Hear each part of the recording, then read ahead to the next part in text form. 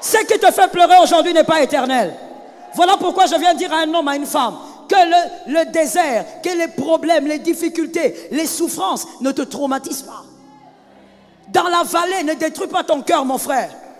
Regarde ta douleur et monte dessus. Ah, est-ce que je parlais à quelqu'un?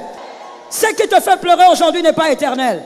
Voilà pourquoi je viens dire à un homme, à une femme, que le désert, que les problèmes, les difficultés, les souffrances ne te traumatisent pas.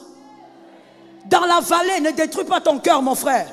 Le désert, c'est quoi pour celui qui ne le sait pas? C'est ce que Dieu organise comme épreuve. Dieu lui-même s'organise pour t'éprouver, pour te peser. Que quelqu'un dise peser.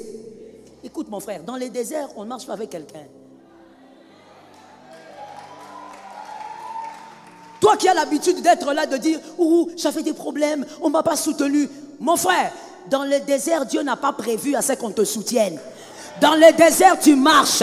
David a dit « Quand je marche. » Quand problème, je n'ai pas vu les frères de l'église, bébé spirituel. Dieu lui-même s'organise, c'est ce qu'on appelle désert. Je disais donc, c'est dans le désert que Dieu équipe chacun pour la gloire. C'est dans le désert que nous recevons l'équipement, mais aussi le vêtement de la gloire. Que quelqu'un me dise vêtement de la gloire. Le désert est une période que Dieu organise pour te forger selon la gloire que tu dois savourer. Je crois en une chose. On a l'habitude de dire aux gens, Dieu te bénira. Mon frère, écoute, Dieu ne bénit pas gratuitement. Ce que toi tu appelles gratuit là, ce n'est pas gratuit.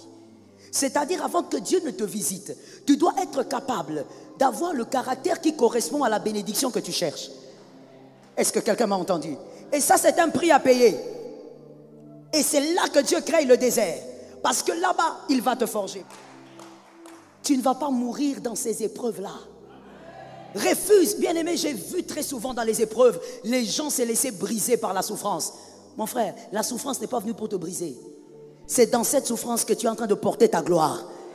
Ainsi, je viens te dire, arrête d'être rancunier. Arrête d'en vouloir aux hommes. Qu'est-ce que les hommes ont à voir avec toi?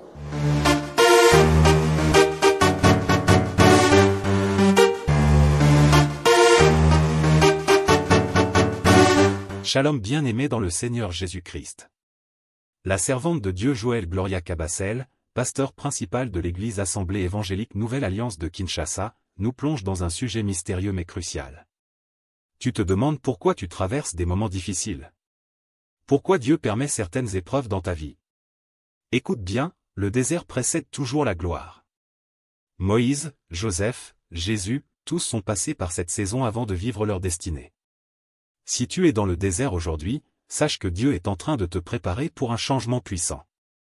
Reste jusqu'à la fin de cette vidéo, car ce que la servante de Dieu va te révéler va transformer ta perception des épreuves. Moïse a passé 40 ans dans le désert avant d'être appelé pour libérer Israël.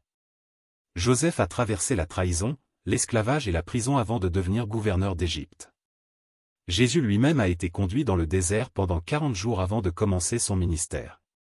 Le désert, ce n'est pas un lieu d'abandon, mais un lieu de formation. Dieu te prépare à ce qu'il a prévu pour toi. Ce que Dieu fait dans le désert. Il te délivre de ce qui t'empêche d'entrer dans ta gloire. Il affine ta foi et ton caractère. Il te sépare du bruit du monde pour que tu entendes sa voix. As-tu déjà vécu une saison où tout semblait difficile, mais qui t'a finalement rapproché de Dieu? Partage ton témoignage en commentaire. Comment traverser le désert avec victoire? Garde les yeux sur Dieu, pas sur la souffrance, exemple, Pierre marchant sur l'eau tant qu'il fixait Jésus. Sois patient et fidèle, la saison changera, psaume 126 verset 5. Ceux qui sèment avec larmes moissonneront avec chant d'allégresse. Déclare la parole de Dieu sur ta vie, même quand tout semble mort autour de toi. Abonnez-vous, aimez et partagez afin d'apporter l'évangile de Jésus-Christ aux nations car il y aura plus de joie dans le ciel pour un seul pécheur qui se repent. Que la bénédiction de Dieu soit votre partage dans le nom puissant de Jésus-Christ. Amen.